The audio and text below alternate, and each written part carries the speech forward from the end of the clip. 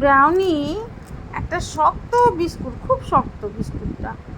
এই বিস্কুটটা কি সুন্দর বসেছে বিছানার উপরে বসে বিছানার উপরে বসে ওটাকে কটমট কটমট করে খাচ্ছে। দেখো দেখো অবস্থা, দেখো আবার তাকাচ্ছে অন্য কেউ আসছে নাকি, তাহলে খেয়ে নেবে সেটা। ও এক টুকরো টুকরো টুকরো করে খাচ্ছে, খুব শক্ত বিস্কুটটা।